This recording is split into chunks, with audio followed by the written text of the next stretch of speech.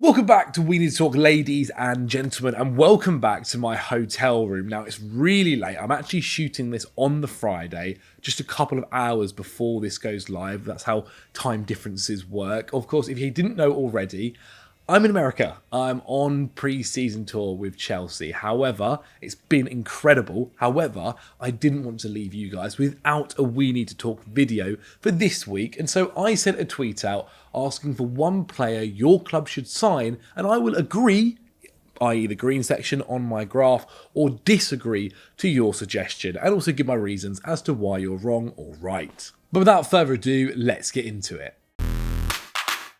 Our first tweet comes from Moad here, and it's about Sadio Mane. Obviously, he's been in the news recently about moving to Saudi Arabia, but he said Real Madrid should sign Sadio Mane. He can play as a striker and can cover for both wings. He wouldn't cost too much, especially if you put him on a short-term contract. He would be a good stopgap until Endrick and Mbappe arrive in 2024. Now, there are several degrees to this, because where we are at the moment, obviously, it looks like he's going to be going to Saudi Arabia. And because of that, I kind of have to put it into disagree. Already, I think it's going to be costing the Saudi Arabian club £30 million to try and get his services. Real Madrid don't really want to be spending that kind of money on someone that's above 30 to try and be like a versatile player when they've already got people in those positions. I do agree that striker is an issue. I can understand that. And so I do think you've targeted the right area. However, Sadio Mane isn't going to come in on cheap wages. You're going to have to compete again with Saudi Arabia, who are going to be paying him huge sums of money. And so, look, before Saudi, I can see where you're coming from. It didn't quite work out at Bayern Munich last season. Who knows if it would work out at Real Madrid, especially if he was playing striker. And Sadio Mane isn't really that.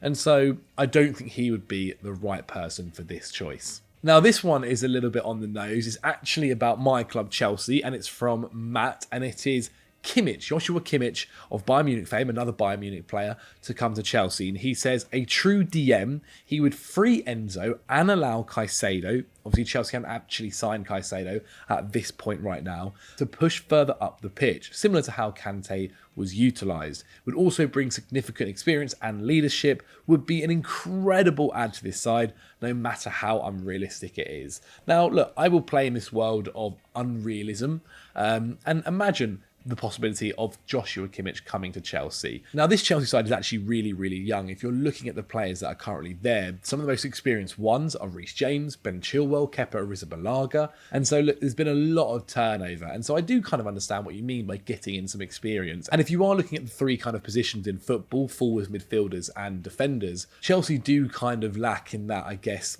big name, experienced midfielder. And so, yes, I kind of like the idea of Kimmich coming here. However, if we do step into this real world now, it's not going to be possible. If Chelsea are, again, you've mentioned it, that Caicedo has joined this squad, and so they have an extra midfielder here. They then also have Santos, Casadei, and also Lewis Hall, who's been very, very good over the last couple of years as well, and slowly is getting more game time in that first team squad, not to mention a couple of other youngsters as well. Then adding another player who isn't incredibly old in Joshua Kimmich and would be there for a long, long time, whilst is fantastic, I think would cost a lot of money. And after spending what it could be nearly 100 million on Caicedo, I don't think then Kimmich would be possible right now in the way that things look. Unfortunately, as great as it would be, it's just not going to happen, is it? So I have to disagree. And I think that's how we're going to look at this stuff as well. Again, we can kind of play and touch into the kind of unrealistic element of it, but overall we've got to look at it as like a realistic possibility, and Kimmich Chelsea just isn't. Our next one we head up to Liverpool for, and it's coming from Amnesia, and he said Matoma would fit into our play style and could get loads of playing time, whether that being through a sub, injuries, or starting a bunch of games. Now, obviously, Matoma had a breakout year last year, but he wasn't necessarily super young, as people might have kind of expected. That's what a lot of Brighton players who have broken out through the seasons have been. They've been early 20s, and Matoma is actually 26 years old. Now, Brighton also have him on decent contract terms as well, and so it would cost a lot to try and get him out of there. And we know, look, Brighton are the leaders when they have their players. Now, Liverpool obviously do have good relations with Brighton when they got the McAllister deal done. However, Matoma Matoma just feels super unlikely. And also, when you look at this position, there's a lot of players in this position battling for minutes. And I just think for the money you're going to end up spending on Matoma, you're going to have to either sell one of them. It doesn't quite make sense. And so, unfortunately, Matoma is going in disagree. He does not go to Liverpool. Okay, we've got an interesting one now. Now, all season we've spoken about Manchester United and their striker problems. And this one comes from HE_football. Manchester United should sign Seb Allar. He has clearly recovered well. No one is going in for him, so he might come cheaper. And he has been at his best under Ten Hag. Now, look, I guess the situation right now with Manchester United and strikers isn't great. Obviously, the striker market is kind of tough at the moment. They have been linked to Rasmus Højlund at the moment, and that kind of deal looks like it's steadily getting closer to happening. And I like the idea of somebody like Allar and giving him another chance, especially with everything he's gone through. However, he is 29 years old. And he is Borussia Dortmund's kind of starting striker at the moment. Obviously, they do have Adeyemi as well, and Malen as well. But he finally got back, and he did kind of have a decent part during the season. And as you mentioned, he did recover pretty well too. And so, whilst I like the idea of United bringing in a striker, I do think his profile isn't necessarily amazing. 29 is by no means super old. However, to go and get another player from Dortmund, who I mentioned kind of with Brighton, Dortmund are kind of the leaders of being able to get good money for their players. They've just sold Jude Bellingham for 100 million euros. They don't need to sell. And so they would be looking for a big fee to go and get him. And so when you're looking at Rasmus Højlund for the fee that's been talked about, it is quite high, but still, and then Seb Allar, who probably won't be too far off it as well. I think Dortmund honestly could sit there and ask for, say, 50 million because they don't need to sell him. And so when all these things start to kind of come into your mind, I kind of sit there and I think it's probably not the best idea. Going for someone that's a little bit younger and also can be developed. As you mentioned, yes, he did have a good time under Ten Hag, that is for sure. However, his previous record for West Ham, I nearly said Man City, but his previous record for West Ham wasn't great in the Prem. I just don't think this is the transfer that United have to do up front. And so because of that, he's got to go in disagree. I've disagreed with you guys loads so far. On to our next one now, and we're going to North London. And this is from Keenan. He said, Arsenal, the player they should sign is Kudus. I hope I've pronounced that right. He has been linked and makes perfect sense for the right wing and left centre mid positions, which are the biggest areas of improvement for Arsenal. Arteta clearly loves versatile players, and he fits the bill as well as being the perfect age profile. I have to agree with Keenan here.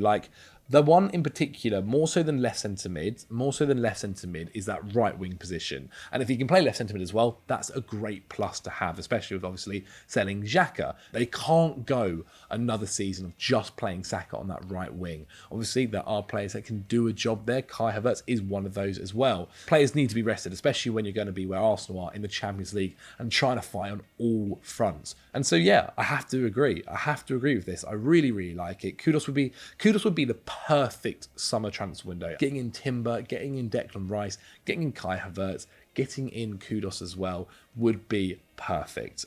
Yeah, I give that the kind of green tick. Jack O'Neill has our next one, and he said, Forest have to sign Henderson. We need a goalkeeper, and he fits the squad and ethos perfectly. He also mentions as well that Forest should go and try and get Emile Smith-Rowe. I mean, if they could do that, that would be amazing, but that's not the one I'm going to focus on right now. I want to focus on Dean Henderson, because this is a transfer that has been brewing for a little while now. We know that Nottingham Forest need a goalkeeper. They had Henderson last season on loan. Obviously, they also got Navas as well. Doesn't look like Navas is going to be going back, and I do have to agree. I think I was a little bit harsh on Dean Henderson when I've spoken about him previously. And I think a move to Forest where he can be at a permanent move at that, not a loan, a permanent move where he can finally feel settled and at the right club. This is a guy that was linked to top 6 clubs, to Chelsea, to playing for Manchester United as the starting goalkeeper. The plan was that he would take over from De Gea. He needs to start fresh. He needs to go somewhere else. And a place where Forest, they will go and love you. They really will. If he can go and dedicate himself to them,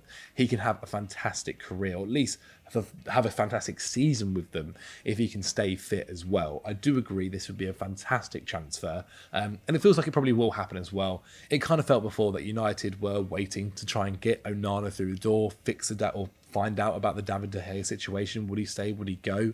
And now that kind of one domino has fallen, the other has fallen, they can now let go of Dean Henderson. Okay, this one comes from Just John, who's a Newcastle fan, and says, I know we are getting Barnes, but Chiesa was the one for me. Would have helped Tonali settle in, and without Alan Saint-Maximin, all our wingers lack a bit of creativity. When I looked at this at first, I couldn't tell whether he meant also having Barnes as well and getting Chiesa. I know he mentioned as well that we've got Barnes now, but it would have been Chiesa. But I still think this is something you could sort out.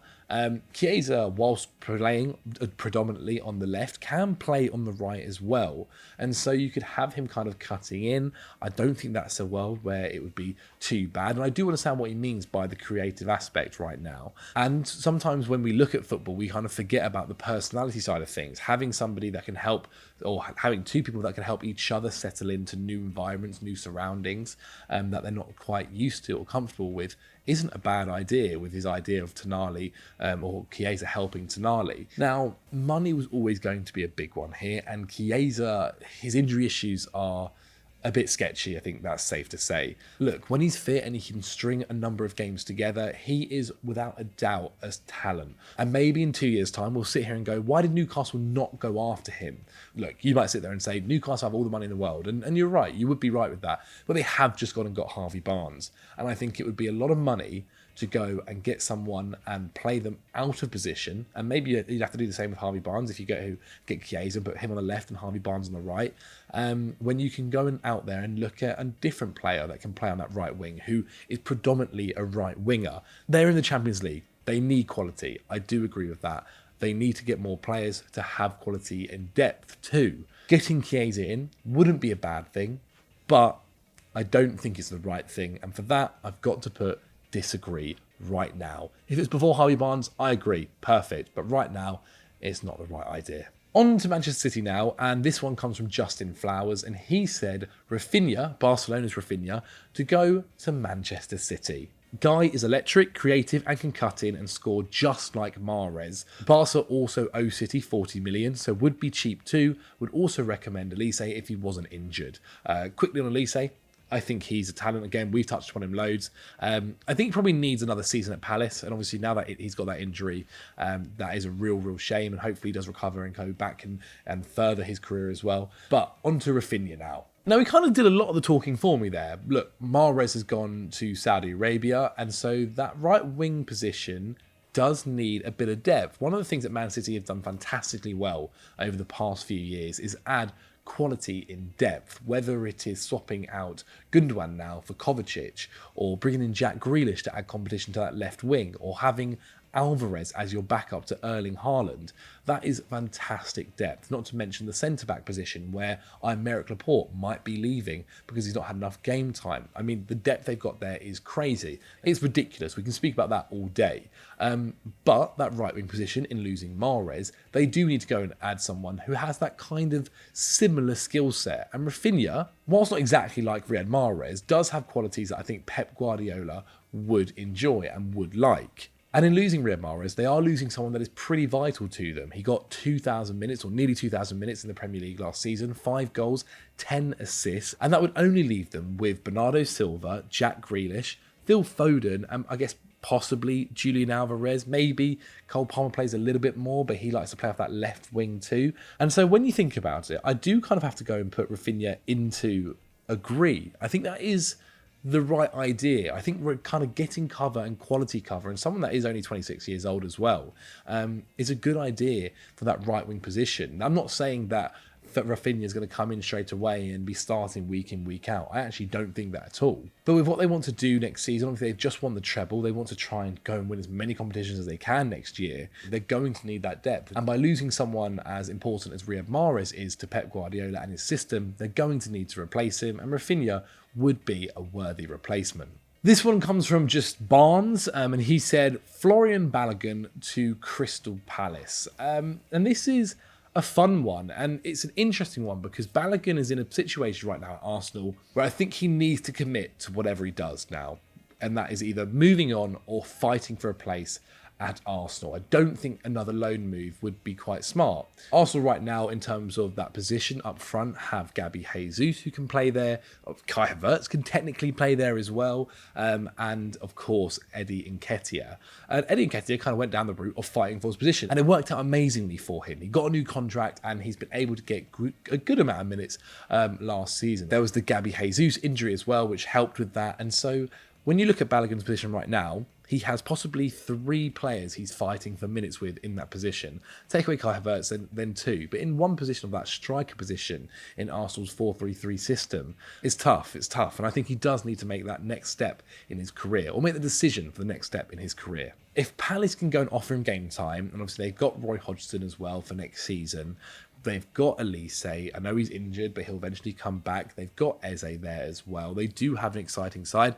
There's still the Zaha contractual situation as well at the moment. I think that's a side that he could really build his name at, and not just build his name, but also kind of develop at and then take the next step. And maybe Arsenal are smart with it and they put a kind of buyback clause in it, or a first matching or first offer of refusal, whatever it might be. I think more so what I'm agreeing with is the fact that Balogun needs to move on.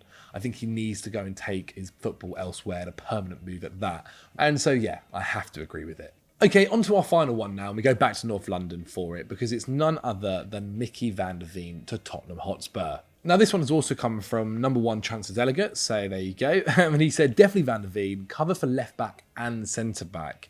And I think that's a really good shout. I think it's a really good shout. Like, this is a perfect age profile, 22 years old, just come off of a season where he's managed to get 33 Bundesliga games for Wolfsburg under his belt. A left-footed defender as well, which is kind of what every single club is after at the moment. Liverpool was also after one as well. And so it would be a really strong move for Spurs to go and get him. I think a fee of around £40 million, or so I think it's about 40 million euros, so less than £40 million, around 37 million quid, is a strong fee now. Like, I think whenever you're buying a young centre-back who has a decent amount of experience, is left-footed, is going to always cost you kind of above 35 million quid nowadays. And so obviously with the system that Ant Postecoglou wants to implement at Tottenham Hotspur, they need a defender. I caught the highlights of their pre-season game against West Ham, and of course it is pre-season, so you can only take a little bit from it.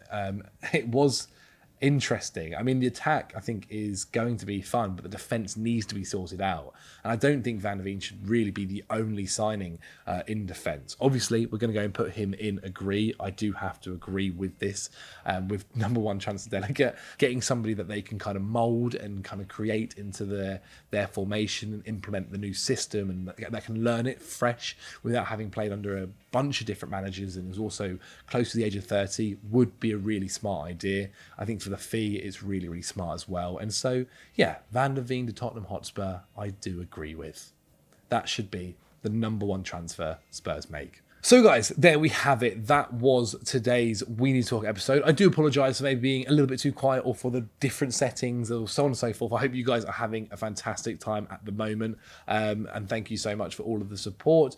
Shout out to the boys as well back home. They've absolutely been smashing it on Football Daily right now. And thank you guys so much for the love in the comments. If you want to see more content like this, then click on screen right now. Joe will be back as well next weekend. He's come back from his holiday, so he'll be back on We Need to Talk. I'll catch you guys in probably like 2 weeks, but I'll be on Twitter, I'll be on Instagram, so check me out on there. We are having a crazy tour. It's been like mad. It's been like 4 days so far, but it's felt like a lifetime, and I've seen some incredible things and been able to have such great fun. And that's all thanks to you guys as well. Not to get too soppy, but it really is. Like, without Football Daily, I just wouldn't be here. And I've actually met a few of you guys out here too, which has been lovely as well. So thank you guys so much. Thank you. If you haven't already, like the video. If you're not subscribed to Football Daily, do that right now. And I'll catch you guys next time. Bye.